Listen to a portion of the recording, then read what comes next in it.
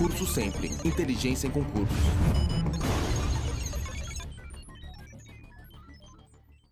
Então veja lá, ó, conceito de ética, moral, valores e virtudes. Isso aqui aparece com muita frequência nos concursos, tá? Então vamos ver lá, ó.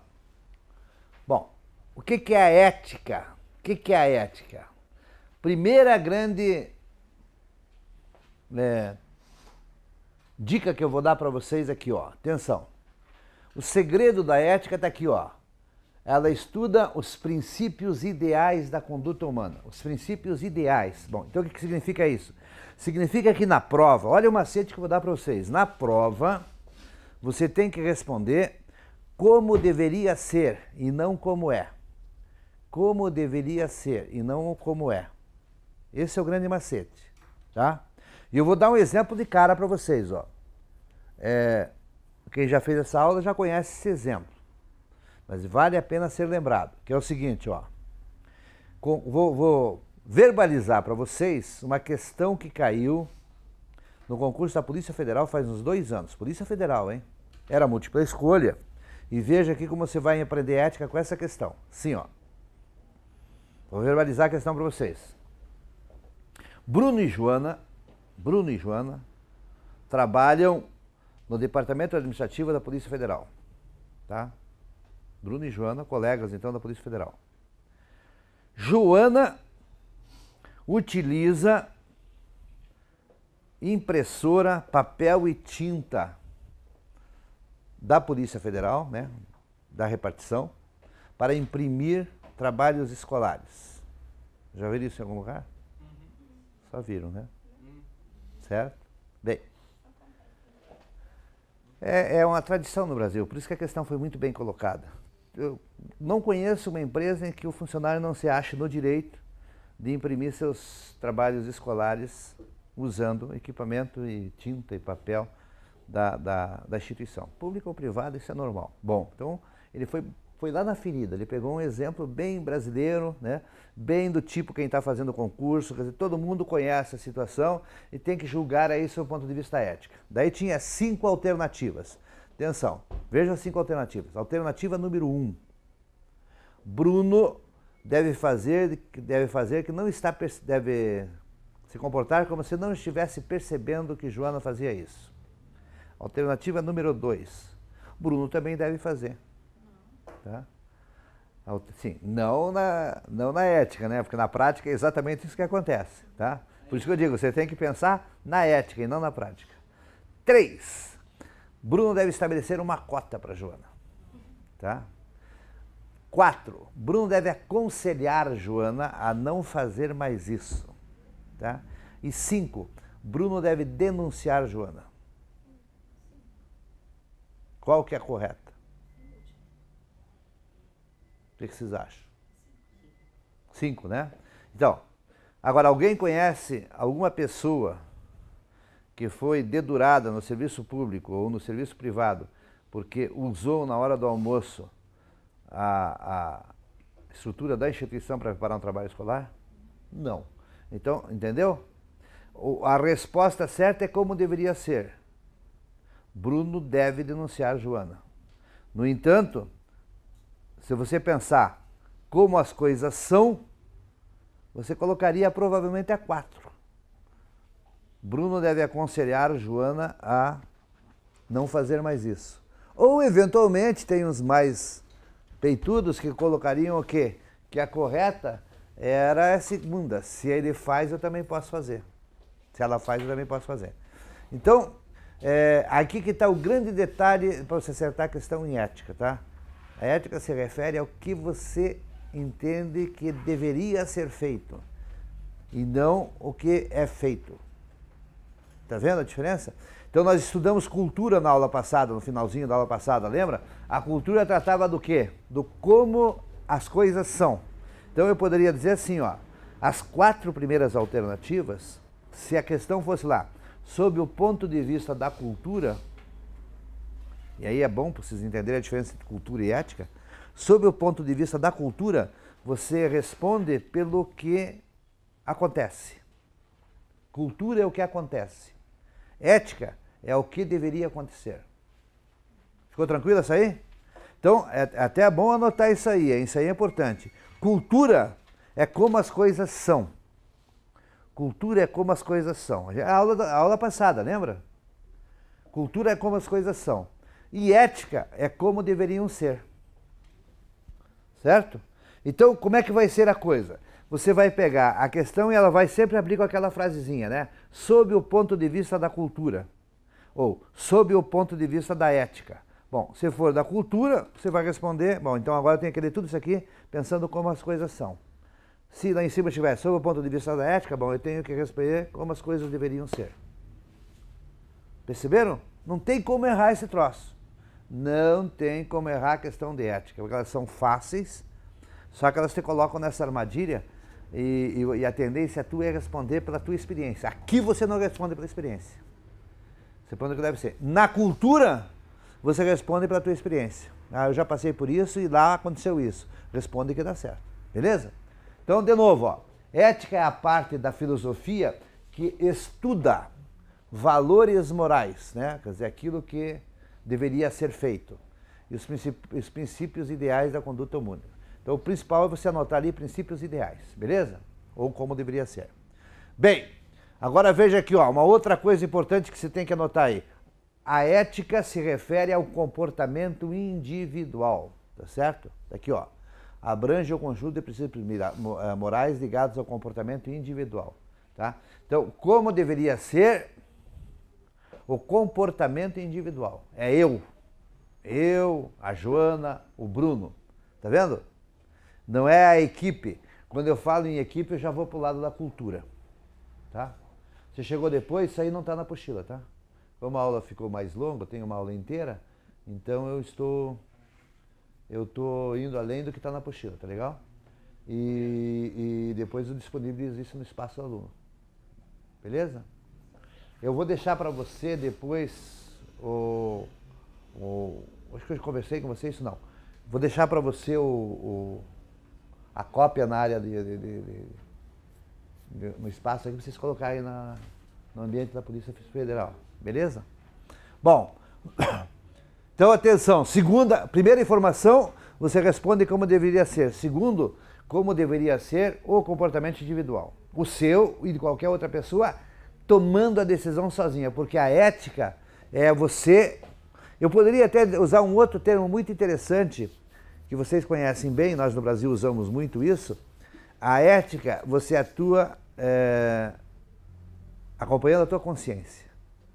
Porque quando você apronta alguma, você pode vir com o papo que você não sabia, mas você sabia.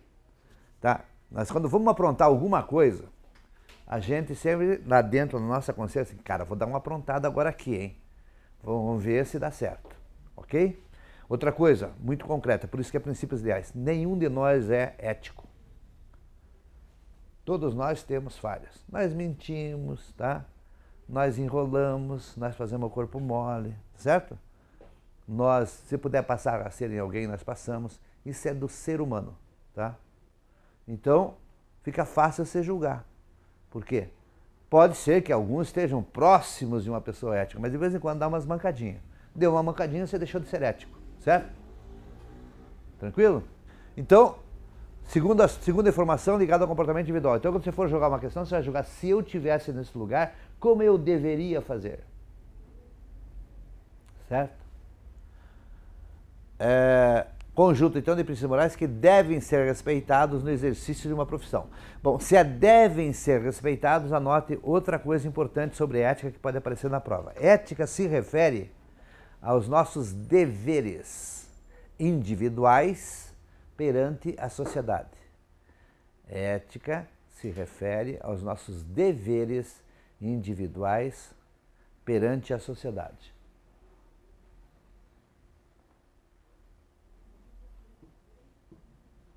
Tranquilo? Então, veja que se você entender bem aí essas primeiras frases, você não vai errar questão nenhuma. E daí a aula rola tranquilinha, tá? Bom, aonde que nós temos que respeitar nossos deveres individuais perante a sociedade? Na nossa profissão ou numa determinada função na sociedade, tá certo? Você pode ser um voluntário. de qualquer tipo de evento aí, né? Pode ser na Copa do Mundo, pode ser no Hospital de Clínicas, em qualquer lugar. Você é voluntário, mas você é você perante a sociedade. Valeu? Bem, outra pergunta, por que se estuda ética? E posso até ir mais além. Por que ética virou assunto importantíssimo em concurso? Está aqui embaixo, ó. Ela estabelece limites nos desejos e ambições individuais, dirigindo-as para uma relação equilibrada com as necessidades sociais. Então, vamos lá falar do grande problema, que inclusive é o que traz o assunto para concurso, a corrupção. Por que as pessoas são corruptas? Porque ela tem ambição individual, desejos individuais que são acima da sua capacidade financeira. Então o que ele faz? Ele, como não pode ganhar o dinheiro que ele precisa para aprontar atender aos seus desejos e ambições individuais, o que ele faz? Ele busca dinheiro ilícito. Existe a oferta de dinheiro ilícito e ele pega o dinheiro ilícito. Beleza? Consequentemente, a corrupção é uma situação em que você não coloca limite nos seus desejos e ambições individuais. E quando você se corrompe, o que você faz? Você prejudica a sociedade.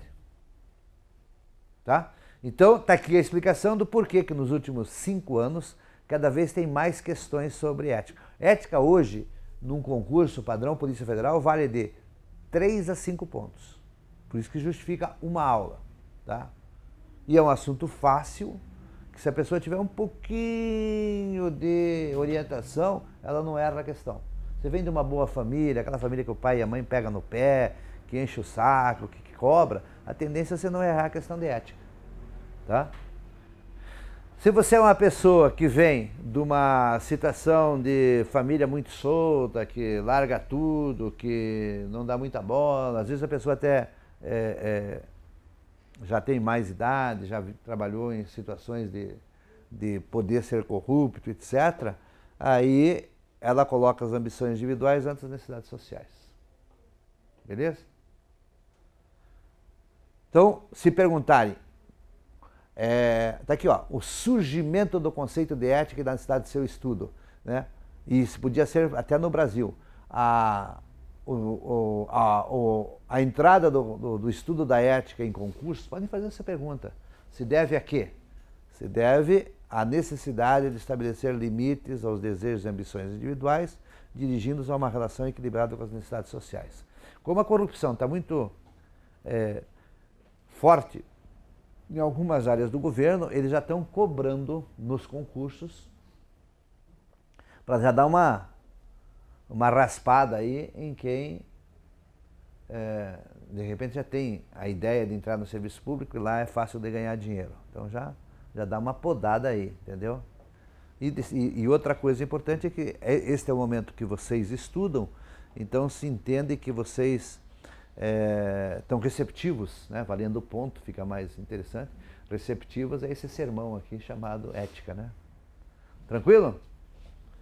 Então, estamos bem claros aqui sobre isso? Bem, agora vem uma outra coisa importante, cidadania. Cidadania. Então, atenção. Cidadania se refere aos direitos civis e políticas no Estado. Então, você pode anotar aí no seu caderno o seguinte, ó. Cidadania é o contrário de ética. Cidadania é o contrário de ética. Certo? Então escreve embaixo aí, ó. Ética são os deveres, cidadania são os direitos sociais. Então, ética são os deveres sociais, cidadania são os direitos sociais. Sociais e políticos, né, no caso da ética, no caso da cidadania. Mas o importante é entender que quando eu falo da cidadania, eu estou falando dos nossos direitos. Quando eu falo da ética, eu estou falando dos nossos deveres. Ficou tranquilo? Veja que não tem nada de difícil nesse assunto. É só você pegar esse passo a passo aqui, entender, na hora da prova é só você lembrar disso. Tá? A pergunta sobre a ética, bom, então eu tenho que responder sobre os deveres sociais. Vamos ver o que o cara está dizendo aqui. Tá? Por exemplo, o caso lá da Bruna e do Bruno e da Joana, é um dever nosso denunciar quem está. Porque o importante é entender que pegar papel, impressora e tinta de qualquer instituição é apropriação indébita. Você está, em última análise, você está roubando. Né? Então, o que acontece? Você tem que denunciar o roubo. Tranquilo? Bem, tem uma coisa que cai em prova e derruba muita gente, tá? Principalmente quando o candidato é da área jurídica. Tá? Sob o ponto de vista ético, não sob o ponto de vista jurídico, se entende que para você exercer sua cidadania, você precisa ser ético. No entanto, quem tem formação da área jurídica, ou se um professor de direito vir falar com vocês aqui, ele vai dizer que isso aqui está errado. Porque os direitos eles costumam usar essa expressão, os direitos são inalienáveis. Significa que em nenhuma circunstância alguém perde seus direitos. Tá? E aí é onde entra, por exemplo, a situação do réu de um processo. Se entende que ele tem o direito de liberdade até que o processo seja concluído. Acontece que se na questão, e já caiu essa questão, se na questão ele falar sobre o ponto de vista ético, então ele não está falando dos direitos jurídicos, ele está falando dos direitos sob o ponto de vista ético. Sob o ponto de vista ético, se diz que você só tem direitos quando você também cumpre seus deveres. Então, cuidado nessa questão também. Se for sob o ponto de vista do direito, se entende que os direitos são inalienáveis. Ou seja, eu sempre tenho eles, independente do meu comportamento ético. Sob o ponto de vista da ética, se entende que você só tem direitos quando você cumpre seus deveres. Vou dar um exemplo para vocês entenderem, um exemplo que vocês conhecem bem. Nós estamos vendo aí toda hora, já faz mais de 20 anos, 30 anos isso, o MST, do Movimento dos Sem Terras, invadir terras, tá? É uma coisa que a Polícia Federal trabalha muito, inclusive, invade terras e o que os proprietários fazem? Eles vão correndo no Poder Judiciário e conseguem reintegração de posse. Aí vai lá a polícia, às vezes vai até a Polícia Federal, dá uma porrada nos caras lá e tira eles. Tranquilo? Tá certo isso? Tá. Reintegração de posse. Nós estamos num país capitalista e quem tem uma propriedade invadida é protegido pelo Estado. Ponto. Agora, atenção para o que eu vou falar agora. Será que algum juiz que decreta uma reintegração de posse pede certidão negativa de tributos para o proprietário de terra que teve sua terra invadida? Que tal essa? Não pede, não é praxe isso. Por quê? Porque juridicamente ele entende que o direito é inalienável, certo? Mas sob o ponto de vista ético, o correto seria que o juiz solicitasse certidão negativa dos impostos. E nós íamos ter grandes notícias aí, porque a grande parte dos grandes proprietários não paga um tostão de imposto. Ele é tão antiético quanto o cara que invadiu a terra, tá? E sob o ponto de vista ético, a ideia seria a seguinte: se ele não cumpre com o seu dever de cidadão de pagar os seus tributos, tá? Consequentemente, ele não tem o direito de usar a estrutura do Estado para reintegrar aquela sua propriedade ao seu patrimônio. Porque, veja lá, o custo que é, por exemplo, deslocar lá 50, 60, 100, 200 homens lá, ficar às vezes 2, 3 dias, de repente depois ainda ter que ficar dando cobertura durante algum tempo, para que esse proprietário de terra reassuma seu espaço. Então, sob esse ponto de vista, se entende que, eticamente, ele primeiro teria que pagar seus tributos para depois exigir a ação do Estado. Juridicamente, isso não é verdadeiro. Tranquilo? Então, perceba que você tem que fazer uma diferença entre legislação e ética. Então, não pode se usar na prova conceitos do direito para responder a questão. Ela é mais uma coisa assim de certo e errado, no sentido do honesto e desonesto, e não no sentido do legal e ilegal. Nós já vamos ver isso no texto. Ficou tranquilo essa aí? Beleza? Então vamos para frente. Quando eu tenho uma classe cheia e tenho vários advogados na turma, puta, dá um... Não pega, porque os caras querem me provar que eles estão certos. Não, vocês estão certos. Não estou dizendo que vocês estão errados. Só que tem um detalhe. Ética é outra coisa. Entendeu? Bom, então vamos lá. Está entendido o que já, hein? Está entendido ética, está entendido cidadania, está entendido que ela é individual, que ela é como deveria ser.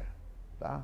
Vamos para outro assunto importante. Moral. Atenção, moral é um conjunto de ações e decisões acompanhado de recompensas e punições. Então pode anotar mais duas aí importantes. Ó.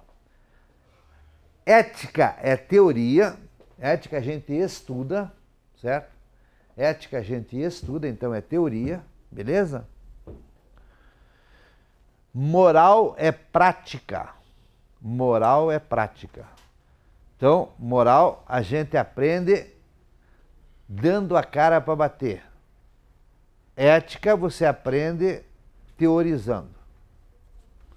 Vocês viram que eu teorizei até agora, né? Agora vamos falar de moral sob o ponto de vista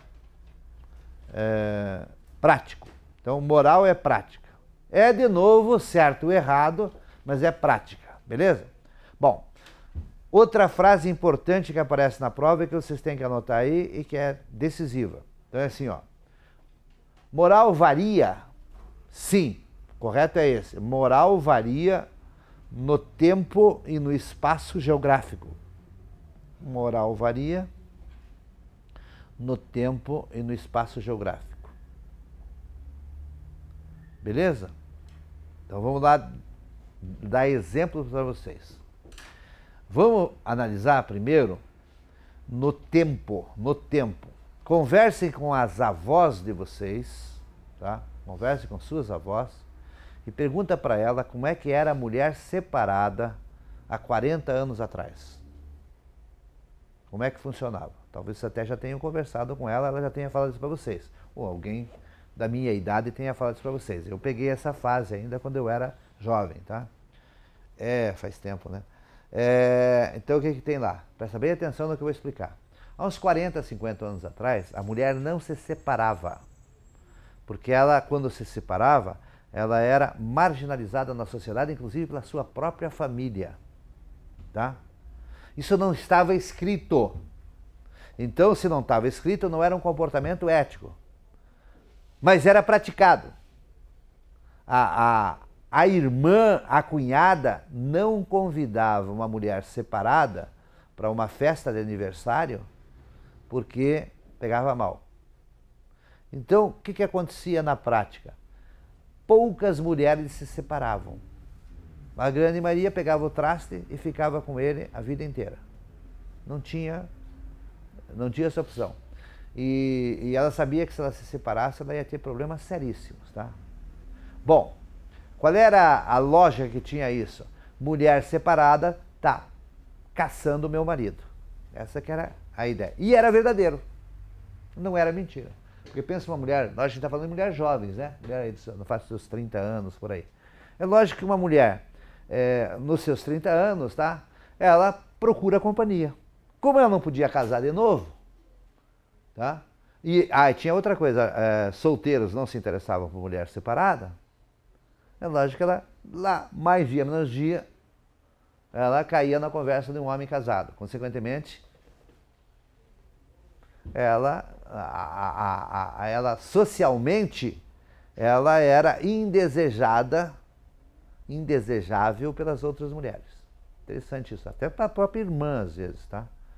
Então o que acontece aqui?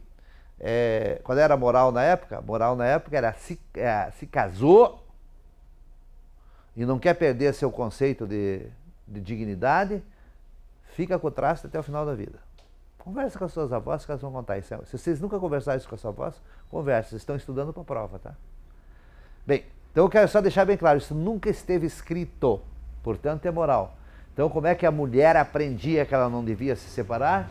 Ela aprendia, ó, pelo risco da punição, beleza? Como é que é hoje? Exatamente o contrário. Hoje, se você tiver uma irmã, uma filha, uma cunhada, né? Alguém que uma mulher, falando de mulheres, uma mulher que está indo mal no casamento, o que você fala? Pô, dá um pontapé no traseiro desse traste, qual é a tua? Seja corajosa, não seja frouxa, entendeu? E quando a mulher se separa, nós família e nós sociedade, nós valorizamos a mulher.